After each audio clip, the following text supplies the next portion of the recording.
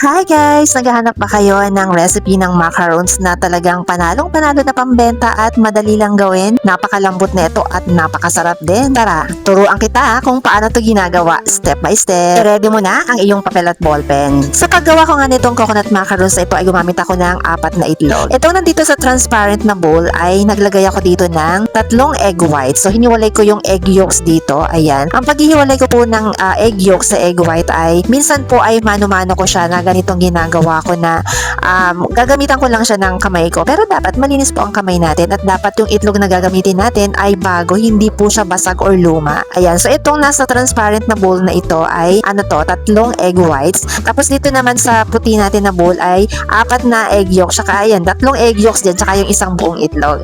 And then, i-mixture natin ito. So, antay lang natin ito na medyo mag-bubbles ng ganito. At gagamit nga tayo dito ng cream of tartar. Since wala akong cream of tartar na available, gumamit na ako dito ng suka. Ayan. So, siguro mga 1 teaspoon lang din yon mga mare.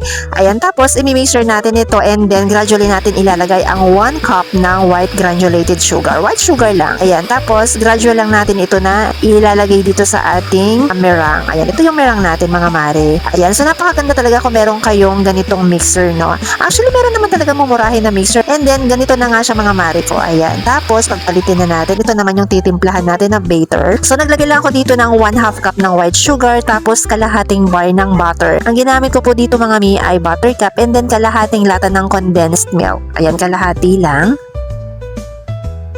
Pero huwag kayong mag-alala kasi yung tamis nito ay syempre sakto lang din naman yan. Ayan, kalahati lang po yung nilagay ko. And then, optional lang po kung maglalagay ko ng butter flavor na kagaya netong gold coin. Kahit patak lang or kahit wala, okay lang din naman. Gusto ko lang talaga yung may aroma, yung na buttery yung ating macarons. And then, kalahating tablespoon ng baking powder. And then, naglagay din ako dito ng food color na egg yellow food color. Ayan, medyo napadami yata. And then, i-mixture natin ito. Kung wala kayong mixer mga mi, okay lang din naman yung whisk. Pero kailangan talaga dahil gagawa tayo ng meringue. And then, naglagay ako dito ng flour na 50 grams lang na harina. Ayan, nilagay ko dyan cake flour. Pwede naman all-purpose flour. Ayan, tapos, haluin lang natin and then i-mixture uli natin.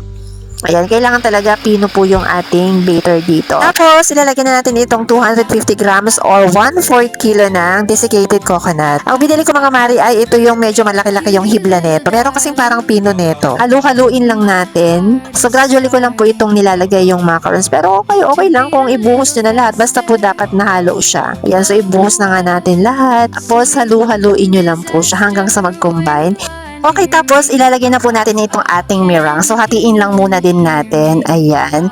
Tapos, mix-mix lang natin. Ayan, kailangan po kasi talagang makot po yung coconut macarons ng ating meringue. So, ayan, ilagay na po natin lahat. Alam niyo po, madali lang gumawa ng macarons. And so, ito na nga, ayan, nahalo na po natin. Dapat po ganito yung consistency ng inyong mixture, ng inyong batter, ng inyong coconut macarons. So, ngayon naman ay, syempre, magpa-piping na tayo. So, itong piping bag natin ay actually mura lang din naman to. Kung wala kayong piping bag, pwedeng kuha na lang kayo ng plastic, ayan, na medyo makapal. So, magpa-piping bag na tayo. Hindi natin kailangan dito ng piping tip. Okay na, iuguntingin na lang natin yung dulo. So, meron po nabibili na piping bag na malaki, na kagaya nito. So, ilalagay ko na lang po yung link nung ginamit ko dyan sa yellow basket or dyan sa comment section. O nga pala mga mare ko, nakalimutan ko nga palang lagyan ng grease itong ating molder na bago ko ilagay yung baking cup para hindi siya gumagalaw-galaw kapag nagpa-piping tayo. Ayan, ibibake natin ito ng 12 to 15 minutes sa 350 degrees Fahrenheit or 175 degrees Celsius. And then, eto na nga ang ating macarons. O, diba?